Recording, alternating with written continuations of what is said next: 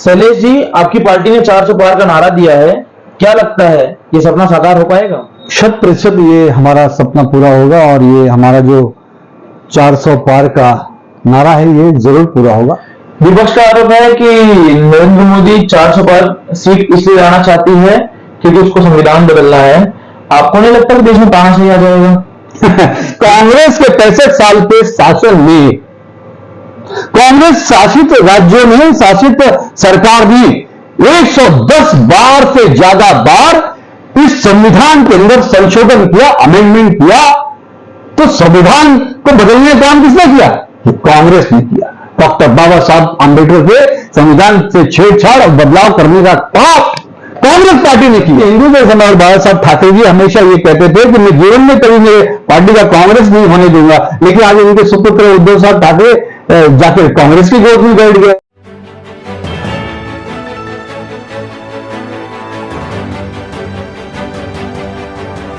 आप देख रहे हैं प्रवासी संदेश। नमस्कार, प्रवासी संदेश से मैं विज्ञान उपाध्याय। प्रवासी संदेश पर कुछ माह पहले महाराष्ट्र के भाजपा प्रदेश प्रवक्ता शैलेश पांडे का हमने एक इंटरव्यू किया था जो खासा वायरल भी हुआ था।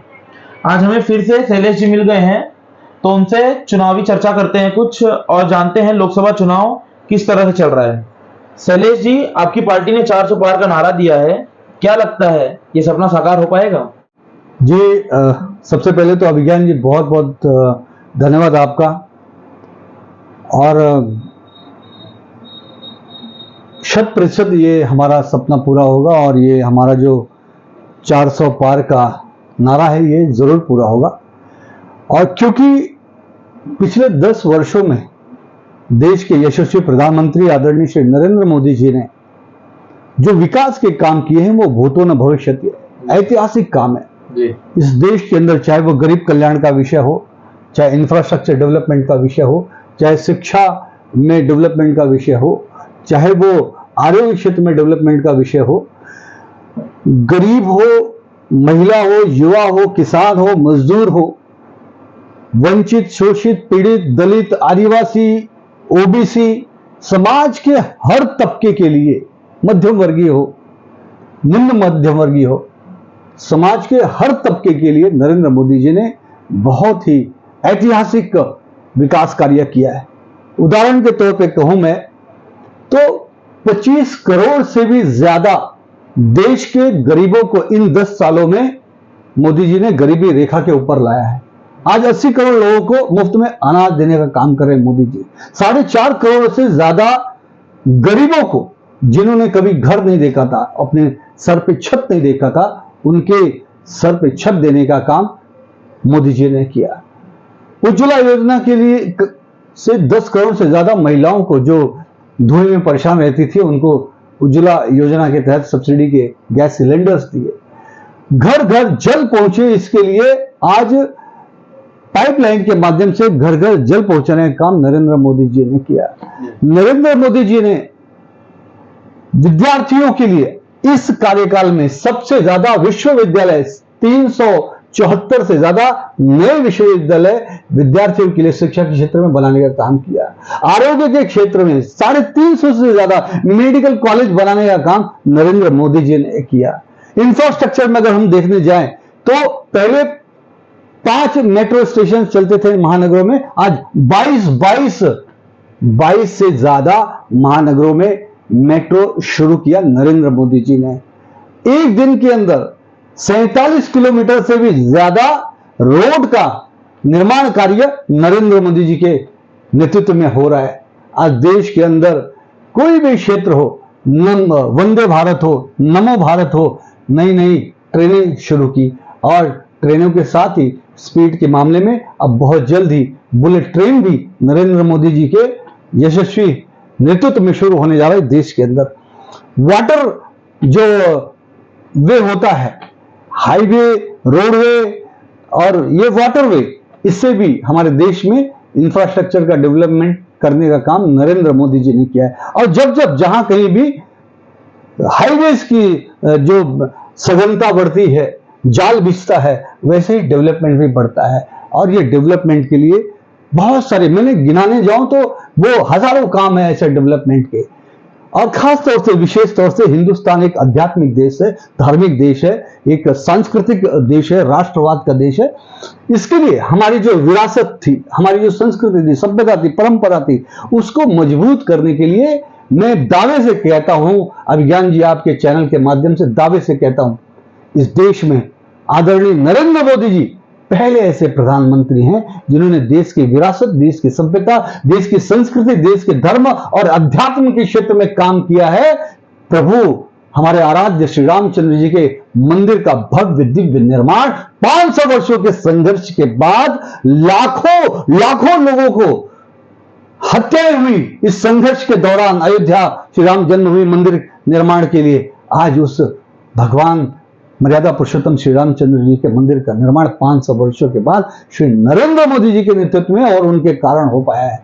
आज काशी विश्वनाथ में जाइए, वहां कॉरिडोर का निर्माण करा है। बाबा महाकाल का उज्जैन में महाकॉरिडोर का निर्माण करा है। आज महाराष्ट्र के अंदर जो हमारे आराध्य देव हैं छत्रपति शिवाजी महाराज, उनके जो कार्यकाल के, उनके काल की 350 से ज्यादा जो गढ़ किले थे, आज उन किलों के संवर्धन का काम, उनके सौंदर्यीकरण का काम आदरणीय नरेंद्र मोदी जी कर रहे हैं। जो महाराष्ट्र के में जो राजधानी थी छत्रपति शिवाजी महाराज का रायगढ़ का सुशोभीकरण का काम आज हो रहा है। पंढरपुर में भगवान विठ्ठल रखुमाई का जो मंदिर है, प्राचीन मंदिर है, आज उसके सौंदर्यीकरण का काम शुरू है। देश में जो 12 ज्योतिर्लिंग है, वो 12 ज्योतिर्लिंगों का सौंदर्यीकरण का काम चालू है, सुशोभीकरण का काम शुरू है। देश के अंदर माता रानी के, चाहे वो अंबा माता की जगह हो, चाहे वैष्णो देवी माता की जगह हो, जो 51 शक्तिपीठ है, उन शक्तिपीठों के सौंदर्यीकरण का काम, और वहां पहाड़ी क्षेत्रों में लोग आसानी से भक्तजन पहुंच सके माता रानी के दर्शन के लिए, वहां पे रोड, हाईवे और सौंदर्यीकरण का काम नरेंद्र मोदी जी ने किया है। ये पहले ऐसे देश के प्रधानमंत्री हैं जिन्होंने देश की धार्मिक, आध्यात्मिक विरासत को, सज्जनों का संवारने का काम किया। इसके पहले तो मुगल काल में जो मंदिर तोड़े गए, आज उन मंदिरों की तरफ कोई देखता नहीं था, लेकिन पहला भगवान प्रभु श्री रामचंद्र जी के मंदिर के निर्माण से नरेंद्र मोदी जी ने शुरुआत किया। और मैं दावे से कहता हूं, आने वाले समय में चाहे वो ज्ञान व्यापी काशी विश्वनाथ का विषय हो, चाहे भगवान श्री कृष्ण जन्मभूमि मथुरा का विषय हो, ये सारे विषयों का भी वहां पर भी बाबा भोलेनाथ, बाबा श्री कृष्ण की नगरी में एक बार फिर से हम नूतन मंदिर का भी निर्माण नरेंद्र मोदी जी के नेतृत्व में अवश्य करेंगे। विपक्ष का आरोप है कि नरेंद्र मोदी 400 पार सीट इसलिए लाना चाहती है क्योंकि उसको संविधान बदलना है। आपको नहीं लगता कि देश में तानाशाही आ जाएगा? देखिए, विपक्ष इस वक्त दिग्भ्रमित है, और दिग्भ्रमित ऐसे है कि कल तक जो लोग एक दूसरे पे आरोप प्रत्यारोप करते थे, एक दूसरे की पैर खींचते थे जी, आज वो सारे लोग अपने अस्तित्व को बचाने के लिए और अपने परिवार को, परिवारवाद को बचाने के लिए एकजुट हुए हैं।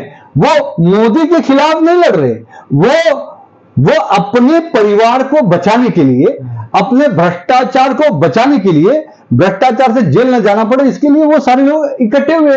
फॉर एग्जाम्पल देखिए, कल तक यही अरविंद केजरीवाल जो भी जेल की हवा खा के आए भ्रष्टाचार के आरोप में, वो शराब घोटाले में, वो चिल्ला के बोलते थे सोनिया गांधी को जेल में डालना चाहिए, राहुल गांधी को जेल में डालना चाहिए, वाड्रा को जेल में डालना चाहिए, इन्होंने हजारों करोड़ का घोटाला किया है, देश के साथ गद्दारी की है।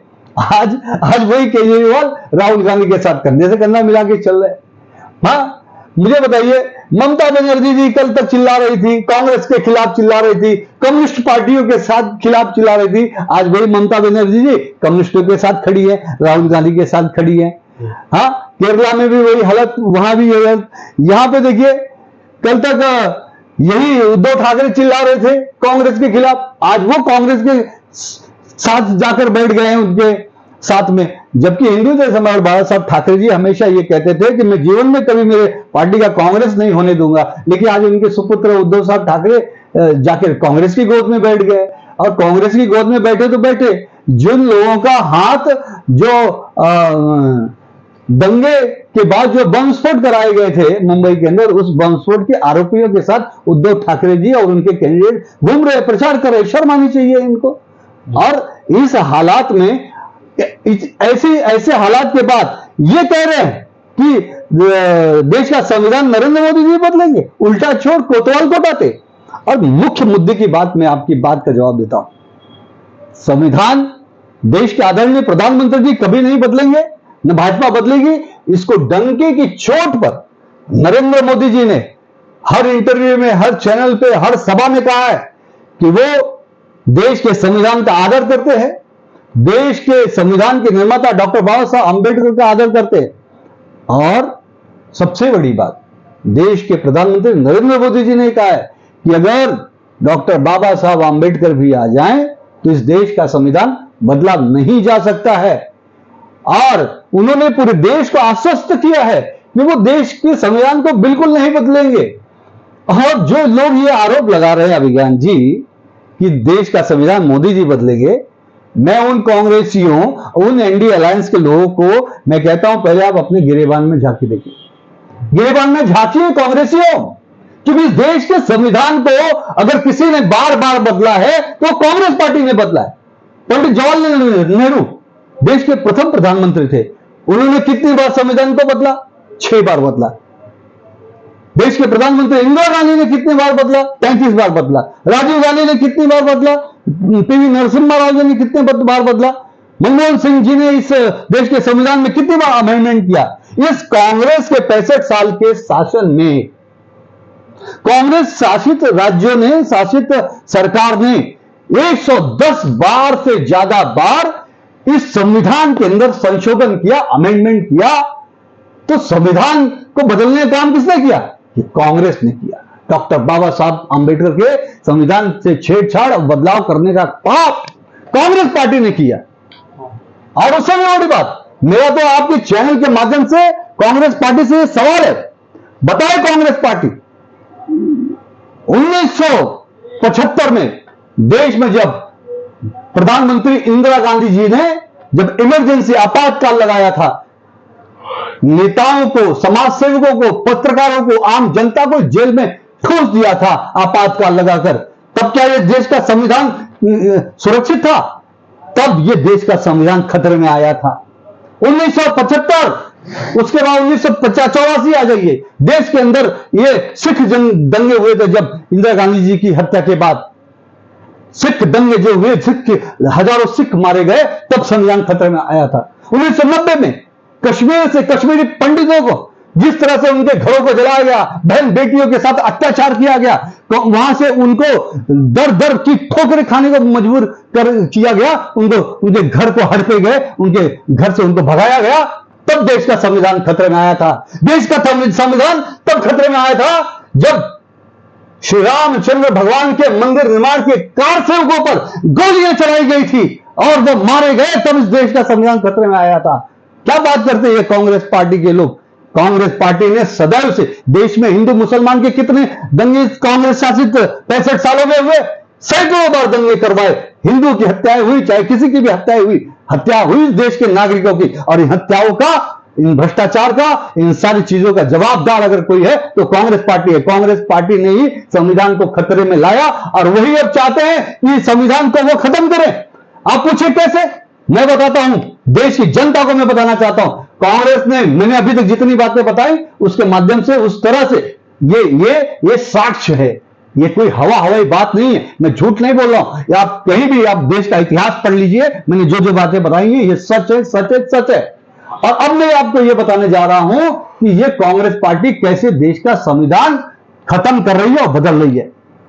आंध्र प्रदेश के अंदर सबसे पहले माइनॉरिटी मुस्लिम को आरक्षण देने का काम कांग्रेस पार्टी ने किया कि नहीं किया? आप जानते हैं इस बात को? आप पढ़िए, आंध्र प्रदेश में पहली बार कांग्रेस पार्टी की वहां सत्ता आई, तब उन्होंने मुसलमानों को आरक्षण दिया। उसके बाद कर्नाटक में मुसलमानों को आरक्षण दिया। अब मुझे बताइए, देश का जो संविधान है, डॉक्टर बाबा साहब आंबेडकर जी ने जो संविधान लिखा है, उसके अंदर स्पष्ट तौर से लिखा हुआ है, डॉक्टर बाबा साहब आंबेडकर ने, भारत रत्न डॉक्टर बाबा साहब आंबेडकर जी ने ये लिखा है कि इस देश के अंदर धर्म के आधार पर किसी को भी आरक्षण नहीं दिया जा सकता, नहीं दिया जा सकता, नहीं दिया जा सकता। तो फिर इस कांग्रेस पार्टी ने कैसे माइनॉरिटी मुसलमानों को आरक्षण दिया, और आरक्षण दिया तो देश का संविधान के खिलाफ काम किया कि नहीं किया? काम किया कि नहीं किया? 100% काम किया। और मैं देश की जनता को ये बताना चाहूंगा कि देश के प्रधानमंत्री नरेंद्र मोदी जी ने जो कहा है कि इस देश का संविधान बिल्कुल बदले नहीं होगा, उल्टा हम देश के संविधान को और मजबूत करने के लिए जो भी कदम होगा उठाएंगे। और ये जो असंवैधानिक तरह से, गलत तरीके से जो कर्नाटक, आंध्र में और अन्य जगह कांग्रेस शासित राज्यों में कांग्रेस के द्वारा माइनॉरिटी मुस्लिमों को आरक्षण दिए गए हैं, एसटी, एससी, ओबीसी समाज के आरक्षण को छीनकर वो सारे के सारे आरक्षण हम एससी समाज, एसटी समाज और ओबीसी समाज को वापस उनके आरक्षण को देंगे, और आदिवासी, दलित, पिछड़ा समाज के लोगों का आरक्षण को हम और सबलीकरण करेंगे, मजबूत करेंगे, और देश के संविधान को, डॉक्टर बाबा साहब आंबेडकर के संविधान को और हम मजबूत कर देश में समता मूलक समाज का निर्माण करते हुए हम राम राज्य की स्थापना करेंगे। ये मेरा वादा है देश से। राहुल गांधी के पॉलिटिकल एडवाइजर सैम पित्रोदा ने पिछले दिनों काफी विवादित बयान दिया था, इस पर आपकी क्या राय है? देखिए, राहुल गांधी और उनके गुरु सैम पित्रोदा के बयान और कांग्रेस पार्टियों के नेताओं के जो बयान हैं इस वक्त फिलहाल, वो विनाश काले विपरीत बुद्धि, जैसा गुरु वैसा चेला।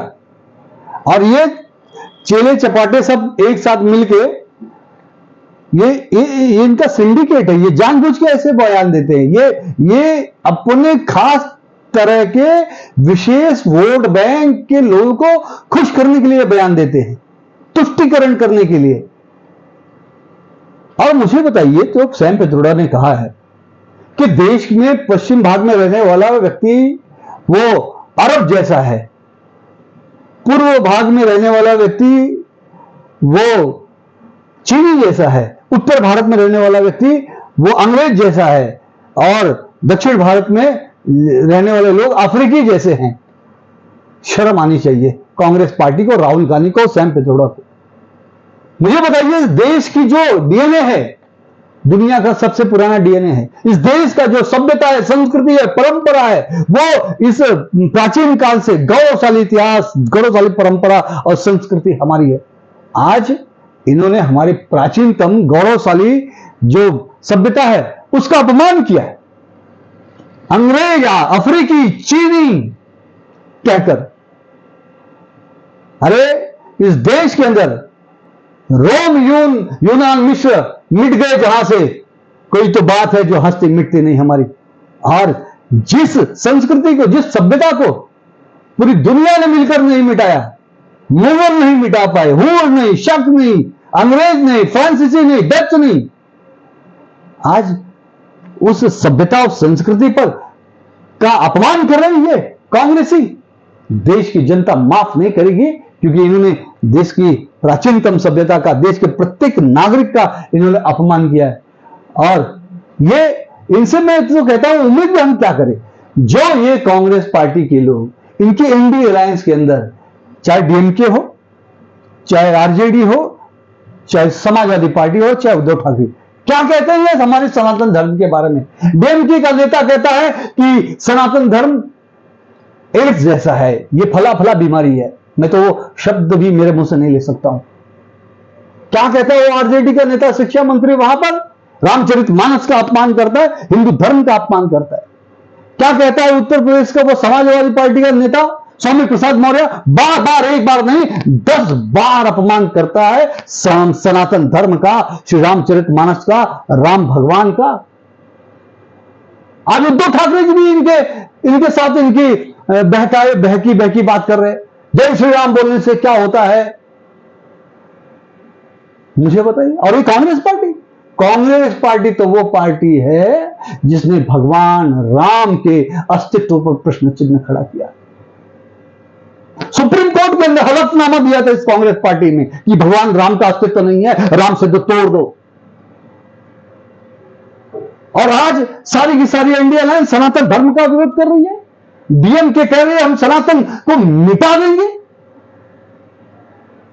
और ये सनातन धर्म, हिंदू धर्म को मिटाने वाली एनडीए अलायंस से हम क्या उम्मीद कर सकते हैं? देश की जनता सब देख रही है अभिज्ञान जी, और देश की जनता बहुत ही समझदार है, बहुत ही जानकार है और बहुत ही संवेदनशील है। आने वाले चुनाव में आप देखिएगा एनडीए अलायंस का सुपड़ा साफ हो जाएगा, सुपड़ा साफ हो जाएगा इनका। अरे जिस सनातन धर्म को पूरी दुनिया नहीं मिटा पाई, विदेशी आक्रांता नहीं मिटा पाए, उसको ये मिटाएंगे? इनकी औकात है। देश की जनता जवाब देगी। आप देखिएगा 4 जून को जो रिजल्ट आएगा, ये सनातन धर्म के अपमान का, विरोध का, ये इनका रिजल्ट मिल जाएगा। एक रिपोर्ट के मुताबिक मुसलमानों की आबादी काफी बढ़ रही है, इस पर क्या क्या है? जी हाँ, मैंने भी अभी टेलीविजन के माध्यम से वो रिपोर्ट देखी।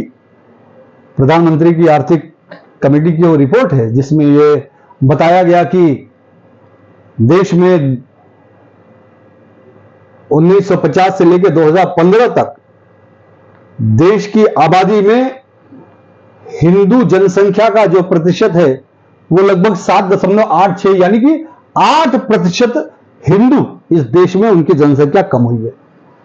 और मुसलमानों का जो प्रतिशत है वो 2015 से लेकर 1950 से लेकर 2015 तक वो 43.76, मतलब लगभग 44% मुसलमानों की आबादी हिंदुस्तान में बढ़ी है। बताइए ये कितनी गंभीर बात है, कितनी चिंताजनक बात है। ये बड़ी भयावह बात है देश के लिए, खासतौर से भारतीय के समाज के लिए, देश के लिए। ये तो एक तरह से मैं देखूं कि देश की डेमोग्राफी चेंज करने का ये षड्यंत्र हो रहा है। बीच में आपने सुना होगा गजवाए हिंद हम स्थापित करेंगे यहां पर। ISIS कहता है हम इसको इस्लाम देश घोषित करेंगे। और अभी अभी हाल में आपने टेलीविजन पे देखा होगा, अपने इस महाराष्ट्र के पड़गा के एक कोई गांव है बोरीवली, वहां के मुस्लिम आबादी भरे एक गांव में वहां पे बोर्ड लगा दिया जाता है कि ये देश ये शरिया कानून पर चलेगा, ये इस्लामिक देश है। देश घोषित कर दिया हिंदुस्तान के एक छोटे से गांव को। कितना बड़ा षड्यंत्र इस देश के अंदर हो रहा है। और ये क्यों हो रहा है? ये इसका कारण यही है कि मुस्लिम आबादी बढ़ रही है। ये चाहते हैं कि देश का इस्लामीकरण हो, देश में शरिया कानून लगाया जाए। इनको 3 तलाक मंजूर नहीं है। जो माताओं बहनों को वो नए अत्याचार हलाला और 3 तलाक का करते हैं वो मान्य नहीं है। इनको देश के भगवान राम का मंदिर मान्य नहीं है। ये AIM का नेता कहता है कि नहीं, हम सत्ता में आए तो हम इस राम मंदिर को हटाकर हम बाबरी मस्जिद बनाएंगे। तुम्हारे बाप का राज है क्या? ये देश सनातनियों का है, सनातनियों का रहेगा। भगवान श्री रामचंद्र जी हमारे आराध्य है। ये श्री रामचंद्र जी का देश है, यहां पर राम राज्य चलेगा, गजबा हिंद नहीं चलेगा। और मैं आपके चैनल के माध्यम से मैं बात बताना चाहूंगा, क्या देश के अंदर देश के खिलाफ, हिंदू समाज के खिलाफ एक ने अनेक षड्यंत्र चल रहे हैं। चाहे वो अब तो नया आया है जिहाद, वोट जिहाद करो। और कौन कहता है ये कहते हैं उत्तर प्रदेश के सलमान खुर्शीद, जो कांग्रेस पार्टी के वरिष्ठ नेता है, उनकी लड़की कहती है कि मुसलमानों हमें वोट जिहाद करना पड़ेगा।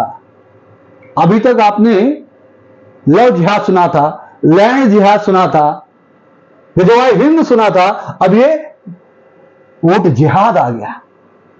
कहां कहां हम बचाएंगे दोस्त? आतंकवादी इनके भाई, बम विस्फोट करने वाले इनके भाई, कन्हैया लाल का गला काटने वाले इनके भाई। हमारे मियाँपुर में, नया नगर में राम जन्मभूमि मंदिर निर्माण के प्राण प्रतिष्ठा के दिन में हिंदू बहनों पर, हिंदू भाइयों पर मारपीट करने वाले, उनके सर फोड़ने वाले, ये इनके भाई। देश किस तरफ जा रहा है? ये देश के नागरिकों को बड़ा ही सजगता से ध्यान देना पड़ेगा, वरना आने वाला समय बड़ा ही भयावह है। आज ये CAA का विरोध कर रहे हैं। CAA के माध्यम से देश के बाहर जो हिंदू समाज के, माइनॉरिटी समाज के लोग पाकिस्तान, अफगानिस्तान, बांग्लादेश में रहते हैं, जिनके ऊपर अन्याय अत्याचार किया गया, घर जलाए गए, कितने को तो उनके धर्मांतरण किए गए। मुझे बताइए, देश 1947 में आजाद हुआ, पाकिस्तान में हिंदुओं की आबादी तभी 28% थी, आज कितनी है? 3%। कहां गए 25% हिंदू? कहां गए 25% हिंदू? अफगानिस्तान में तभी 70 लाख हिंदू थे, आज कितने हैं? 500 हिंदू भी नहीं है अफगानिस्तान में। कहां गए सारे हिंदू? कहां गए जैन? कहां गए बौद्ध? कहां गए सनातनी? मार दिए गए, काट दिए गए, धर्मांतरित कर दिए गए। जिन्होंने धर्मांतरण कर लिया वो बच के मुसलमान हो गए, और जिन्होंने धर्मांतरण को नहीं स्वीकारा उनका गला रेत दिया गया, उनको काट दिया गया। आज ये सनातनियों की, हिंदू धर्मों की नस्ल पूरे देश से खत्म करने का षड्यंत्र ये लोग कर रहे हैं। पूरे देश में ये गजवाए हिंद, पूरे देश में इस्लामीकरण करना चाहते हैं। और हिंदुस्तान में हम 100 करोड़ जो हिंदू है और 140 करोड़ भारतीय है, अगर हम इसको इस तरह से, इस तांडव को इस तरह से देखते रहे तो देश के लिए ये बड़ा ही विनाशकारी होगा। आज हर जगह हिंदुओं की जनसंख्या कम होती जा रही। म्यांमार का क्या हालत है? आज रोहिंग्या वहां घुस गए, वहां पे बौद्ध जो अहिंसा परमो धर्म का नारा देते थे, उन बौद्धों को हथियार उठाना पड़ा। तो हमारे देश के लोग क्यों नहीं चेत रहे? आज देश में भी आज बांग्लादेशी घुसपैठी आ गए कांग्रेस के शासन में, आज रोहिंग्या घुस गए। आज घुसपैठियों की संख्या देश के अंदर कम से कम 15 से 20 करोड़ हो गया। 15 से 20 करोड़ आज ये घुसपैठी देश का इस्लामीकरण करने पे तुले हुए, देश की डेमोक्रेसी को खत्म करने पे तुले हुए। देश की जनता ये देख रही है, और देश की जनता नरेंद्र मोदी जी के रहते हुए इस देश की डेमोग्राफी हम बदलने नहीं देंगे। आने वाले समय में हम इसीलिए बार बार कहते हैं कि जो हिंदू हित की बात करेगा वही देश पर राज करेगा। जो राम को लाए हैं उनको हम लाएंगे, और नरेंद्र मोदी जी इसीलिए हिंदू समाज की रक्षा के लिए एक बार फिर से इस देश के प्रधानमंत्री बनेंगे। हम आपको इनसे एक और मिला चुके हैं, और इनका पूरा इंटरव्यू, बहुत बड़ा इंटरव्यू किए थे। अगर आप देखे होंगे, तो अगर नहीं देखे होंगे हम इसका लिंक डिस्क्रिप्शन में डालेंगे, आप देख लेना। आज इस वक्त लोकसभा का चुनाव पूरे देश में है, और हमें जरूरी लगा कुछ सवालों का जवाब इनसे पूछना, तो हम लेकर आए थे, आपसे मिलाए। ऐसे ही खबरों के लिए, ऐसे ही लोगों से मिलने के लिए जुड़े रहिए प्रवासी संदेश। और प्रवासी संदेश से जुड़े रहने के लिए प्रवासी संदेश को सब्सक्राइब जरूर कर लीजिए। हम फिर मिलेंगे किसी नई खबर के साथ, किसी नए शख्स के साथ, एक नए वर्ग में। तब तक के लिए धन्यवाद।